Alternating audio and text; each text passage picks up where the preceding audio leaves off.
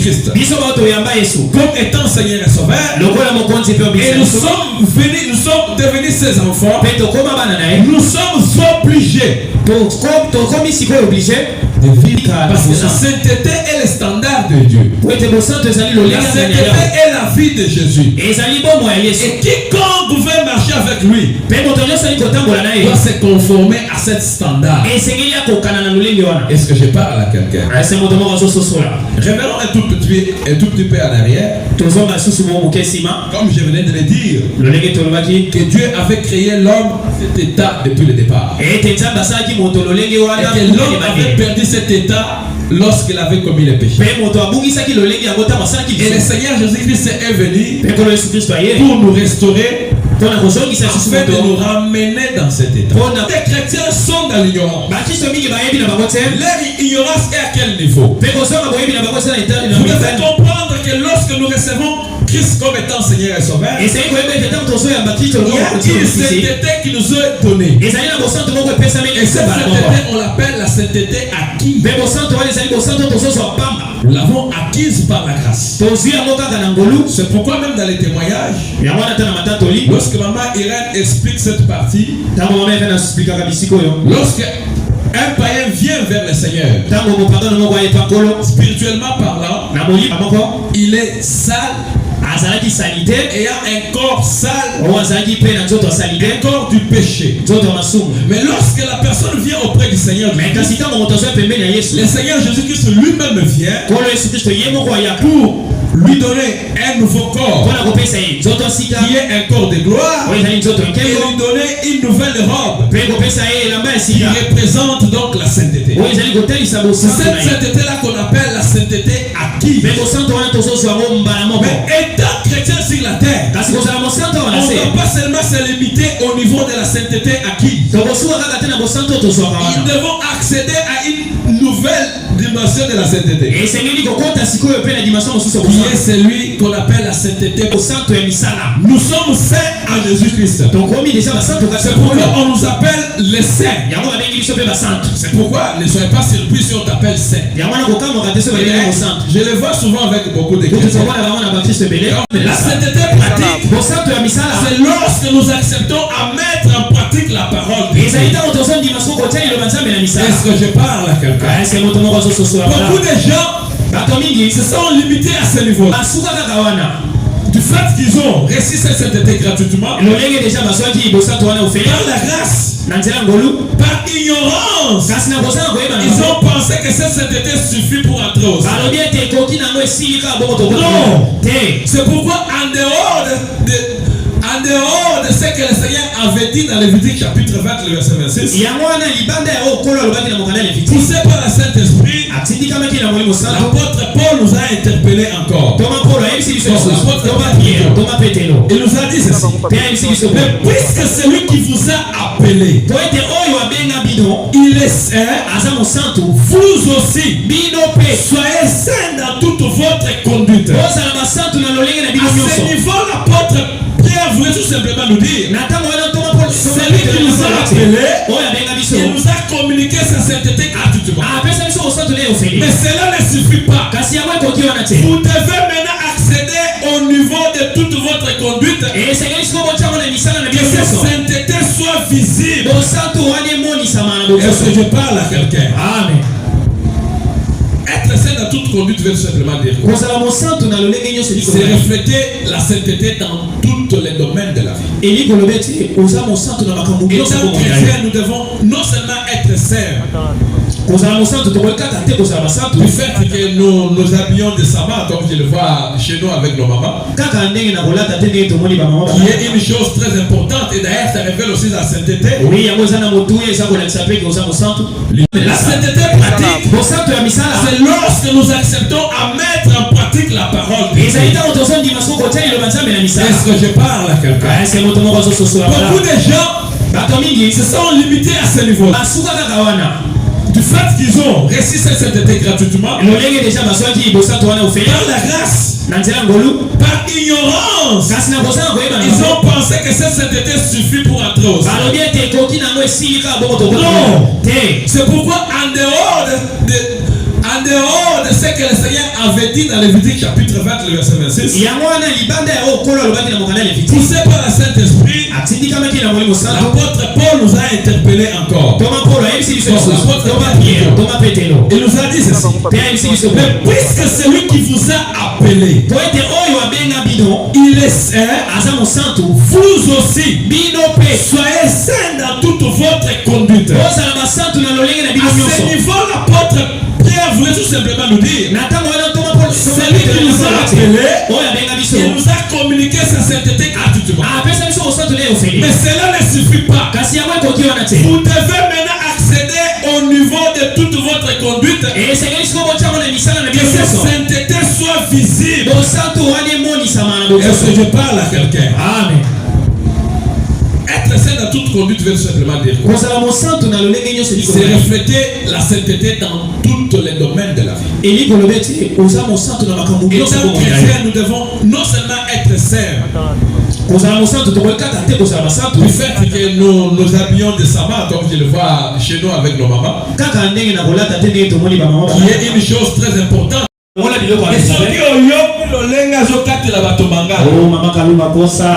dehors de bien s'habiller, tu vas aussi apprendre à parler d'une façon digne d'une chrétienne. Parce que la sainteté ne doit pas seulement se limiter au niveau de notre apparence. Ça doit affecter tous les domaines. Notre façon de parler, notre façon de marcher, notre façon de faire les choses. C'est de ce que Dieu nous demande. Et c'est cela qui va faire que nous puissions atteindre les 100% qui doit donc nous donner à sachant que sans la sainteté, personne ne peut voir le Seigneur. La Bible nous dit dans le livre d'Hébreux chapitre 12, le verset 3, la Bible dit recherchez la paix avec tous et la sanctification, sans laquelle personne ne verra le Seigneur. La sainteté est très importante. C'est par elle que nous aurons accès au paradis. Il n'y a aucune personne vivant sur la terre qui n'a pas accepté à vivre dans la sainteté, qui doit avoir accès au paradis. Est-ce que je parle à quelqu'un? Je reprends mes propos. Il n'y a aucune personne sur la terre qui n'accepte pas à vivre dans la sainteté, tu peux avoir accès au paradis. C'est ce que la Bible nous dit. Et sans la vie de sanctification, sans la vie de sainteté, personne ne verra le Seigneur. C'est pourquoi il est très important. Où nous voulons aller, c'est un endroit saint. C'est pourquoi la Bible nous dit la demeure de Dieu est sainte. Quand on fait y aller, doit se conformer à la vie. Est-ce que je parle à quelqu'un? Parler de la sainteté, c'est une chose très importante. On peut parler de toutes choses dans le monde. Si nous ne parlons pas de ça, nous passerons à côté.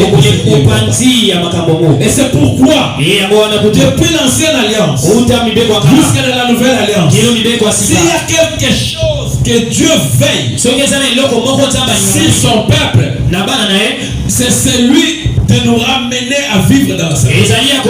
Depuis l'ancienne alliance, lorsque le Seigneur Jésus-Christ a fait sortir les enfants d'Israël de la captivité, avant de les amener à Canaan, il a pris soin à les interpeller, à les aider à comprendre qu'ils devaient vivre dans la sainteté. La question est posée: comment dois-je connaître que je vis dans la sainteté? Parce que parler de la sainteté c'est tellement vague. Jusqu'au jour d'aujourd'hui, beaucoup de gens ne se rendent pas compte qu'est-ce que la sainteté a fait. Vous savez, beaucoup de gens plus à l'église catholique. Comment les prêtres se comportent. Quand on parle de la sainteté, certains voient leur façon de parler, leur façon de marcher. Non, Et vivre dans la sainteté, c'est un effort que tout un chacun de nous devait fournir.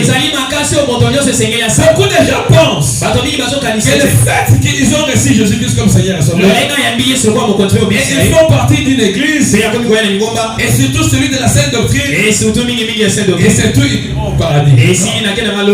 Ce n'est pas vrai. Vivre dans la sainteté, il y a un effort qu'on doit fournir. Est-ce que je parle à quelqu'un? Cela ne viendra pas automatique. C'est pourquoi la Bible nous dit marchez selon l'esprit et vous n'accomplirez pas les désirs de la chair. Parce qu'il y a une opposition entre celui qui fait marcher selon l'esprit et la chair aussi. Ce sont l'impudicité, l'impureté, la dissolution, l'idolâtrie, la magie, les inimitiés, les querelles, les jalousies, les innomosités, les disputes, les divisions, les sectes, l'envie, l'ivrognerie, les excès des tables et les choses semblables. Je vous dis d'avance, comme je l'ai déjà dit, que ceux qui commettent de telles choses n'hériteront point les royaumes de Dieu. Mais le fruit de l'esprit, c'est l'amour, la joie, la paix, la patience, la bonté, la bénignité, la fidélité, la douceur et la tempérance. Ça, ce sont les fruits de l'esprit. C'est celui qui veut vivre dans la sainteté doit s'efforcer à vivre selon l'esprit. Et je sais que cela n'est pas facile, comme beaucoup en pensent. La Bible dit de marcher selon l'esprit. Et la Bible nous a pas dit que cela sera facile. Parce qu'il y aura une opposition. L'opposition venant de la chair. Parce que la chair voudra que nous puissions lui plaire. Et l'esprit aussi voudra que nous puissions nous plaire. Étant enfants de Dieu, nous devons nous forcer à marcher selon l'esprit. Quiconque marche selon l'esprit vit dans la sainteté pratique. Au-delà d'abandonner la masturbation, au-delà d'abandonner l'impudicité, fais pas l'effort de marcher selon l'esprit. On ne vit pas dans la sainteté. Or, la Bible nous dit, celui qui ne marche pas selon l'esprit, il vit selon la chair. Et quiconque vit selon la chair ne peut jamais hériter les royaumes. C'est pourquoi vous allez entendre qu'il y a beaucoup de chrétiens qui n'ont pas entré au paradis. Ils n'ont pas entré au paradis. Non pas seulement ils n'ont pas servi Dieu. Ils ont servi Dieu, mais ils n'ont pas veillé à marcher selon l'esprit. Parce que marcher selon l'esprit, c'est une vie de tous les jours. Est-ce que je parle à quelqu'un? J'aime bien les témoignages de ma mère. Ne me dis pas que tu aimes ça parce que c'est le témoignage de ta femme. Non, c'est un témoignage riche. Ça détient beaucoup de bonnes choses. Dans son témoignage, elle parle des lois de 35 et des lois de 25. Le Seigneur lui a amené dans les airs pour lui montrer la vie d'un chrétien qui a vécu sa vie sur la terre pendant 35 ans. Vivant dans la crainte de Dieu.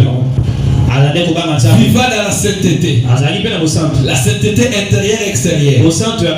Mais à la 35e année, ce dernier a péché. 5 minutes plus tard, la personne est morte. Et le Seigneur lui a dit, Non seulement elle a reçu Christ, elle a aussi entendu le message de dépouillement. Elle a pris la résolution de ses dépouillements. Et après, elle est morte. Voilà, elle a trouvé grâce d'entrer au ciel. Dans cette même période, on l'a amené encore. Il y a une servante qui est morte, qui servait le Seigneur pendant plusieurs années. Et cette servante était en train de venir sur la porte du paradis. Arrivé à quelques mètres de la porte du paradis, les anges qui étaient à la porte, avec un gros projecteur, frappaient sur la robe de la sœur. On lui a trouvé une seule tâche. Et cette tâche a permis que cette dernière qui a servi le Seigneur pendant plusieurs années, puis elle n'a pas eu accès au paradis à cause d'une seule tâche. Bien aimé, ce n'est pas pour rien que la Bible dit et ceux qui lavent les robes. Les chrétiens deviennent de plus en plus négligents à cause des grâces qu'ils détiennent. Dieu continuera à te parler même si tu es dans le péché. Est-ce que je parle à quelqu'un? Dieu continuera aussi à t'utiliser même si tu es dans le péché. Ça ne vous est jamais arrivé? Vous avez inspiré quelqu'un, mais vous avez vu une vision auquel Dieu vous a parlé de quelque chose. Ça ne vous est jamais arrivé? Surtout vous qui prophétisez. Si tu étais en colère, il y a une prophétie pour quelqu'un. C'est que la vie à dire, Dieu peut nous accorder des grâces. Nous pouvons continuer à opérer dans les grâces. La grâce est trompeuse. On peut avoir des grâces. On peut avoir les dons. Lui-même, on peut être ministre. Cela n'est pas encore la garantie d'entrer au paradis. Si on ne prend pas la résolution de vivre dans la sainteté. Et devant Dieu, la sainteté qui doit nous donner accès au paradis, ce n'est pas à 80%. Ce n'est pas à 60%. Ce n'est pas à 90%. Ou ce n'est pas à 99%. Mais c'est à 100%. Vous savez, la première fois où j'avais fait, j'avais pensé que ceux qui témoignent avaient un peu exagéré. Mais ça s'est passé qu'un jour, je suis en train de lire un ouvrage. Et celui qui était donc, oui, bien sûr, le mentor de Maman Irène aussi.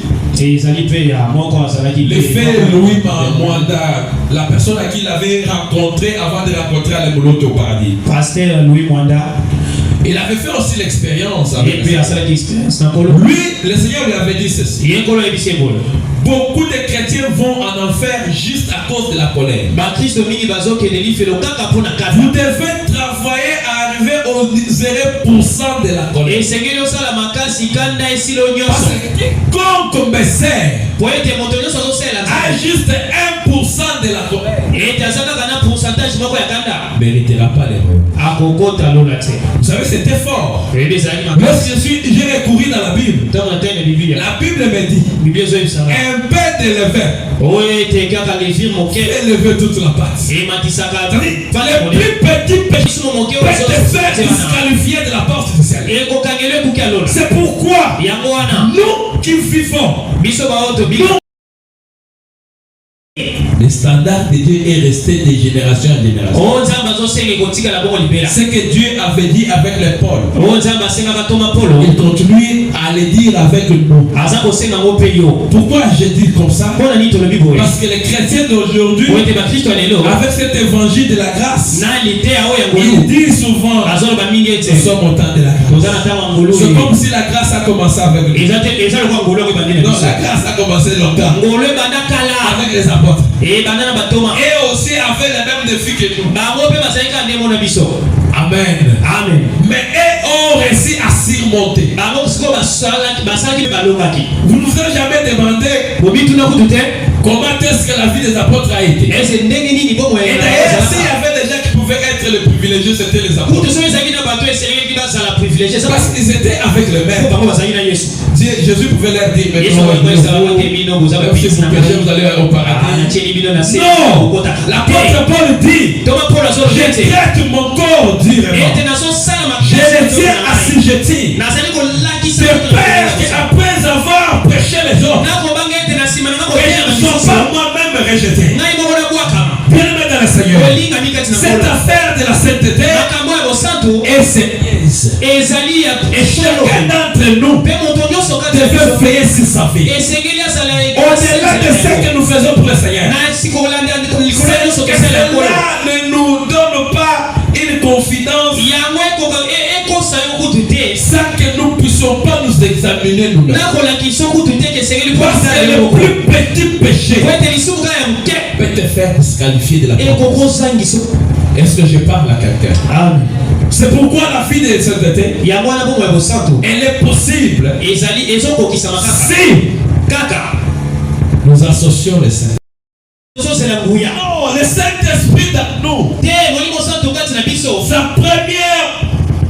sa première mission ou son rôle principal, c'est nous amener à vivre selon l'Esprit.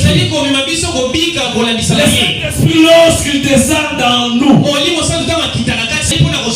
et établir le fruit de l'Esprit dans l'homme. Parce que le fruit de l'Esprit, c'est la totalité de la sainteté intérieure. Est-ce que je parle à quelqu'un? Amen. Je pense bien que vous avez maintenant les arguments que vous pouvez aussi dire à ceux-là qui disent que Dieu regarde le cœur. Parce qu'avoir un cœur saint, vous devez vous assurer que vous avez tout le fruit de l'Esprit. Et la totalité des fruits de l'Esprit, c'est ça la totalité de la sainteté intérieure. Mais cela n'épargne pas que nous puissions avoir la sainteté extérieure. Et la totalité fait les 100% qui va nous donner accès au paradis. Est-ce que je parle à quelqu'un? Amen. Est-ce que quelqu'un me suit clairement?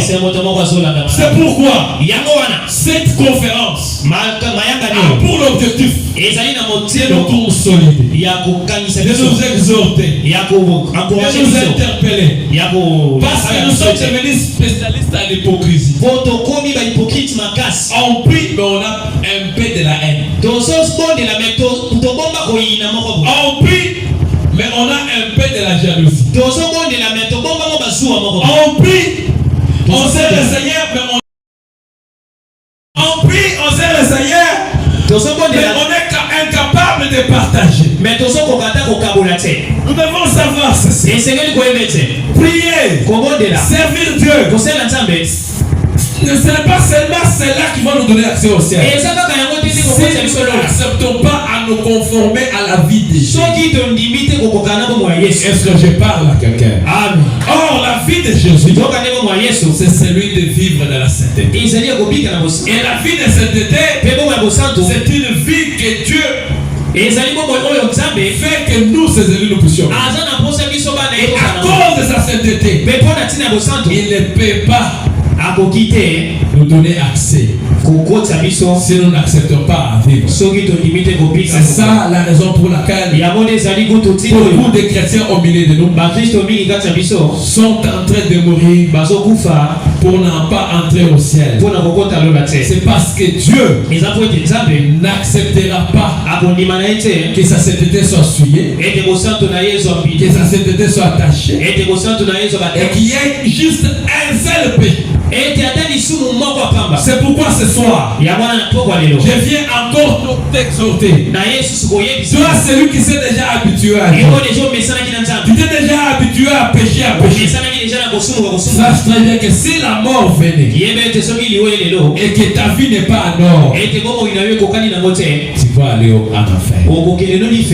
C'est pourquoi à chaque fois que je vois au deuil, je ne me précipite pas à dire comme tout le monde. Pas souvent les gens disent que les âmes se reposent en paix. Elle a été servante, mais nous n'avons pas su qu'elle a été cette dernière. Je bénis le Seigneur encore parce qu'il y a un message que nous avons posté sur le terrain. Dieu viendra tout simplement ajouter les bonus par rapport à l'effort que nous aurons fait. Pour conclure ce message, bien aimé dans le Seigneur, il nous serait important de venir à l'église, de servir Dieu en ayant l'idée de vivre dans la sainteté. Je sais que la sainteté n'est pas quelque chose le plus aimé de beaucoup. Mais je vais te dire juste un seul secret. Tu ne peux pas pratiquer quelque chose que tu n'as jamais aimé. Ou tu ne peux pas donc pratiquer ce que tu n'aimes pas. Souvent, lorsqu'on était à l'école, que ce soit à l'humanité, que ce soit à l'université, beaucoup plus de cours qu'on n'a pas pu maîtriser, beaucoup plus de cours qu'on n'a pas pu maîtriser, ce sont les cours qu'on n'a pas aimés au départ. Si tu me poses la question sur la mathématique, je n'aurais pas assez d'arguments à donner parce que je n'aime pas la physique.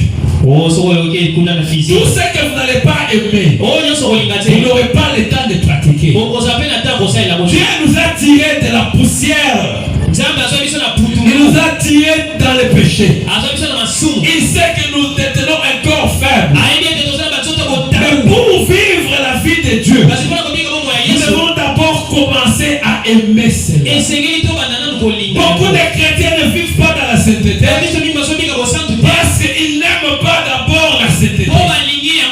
Commence d'abord par aimer la sainteté. Quelle que soit ta faiblesse, Dieu nous accordera toujours ce qui est notre désir. C'est pourquoi la Bible dit fais de l'éternel tes délices. Il te donnera ce que ton cœur désire. La sainteté doit être le désir de notre cœur.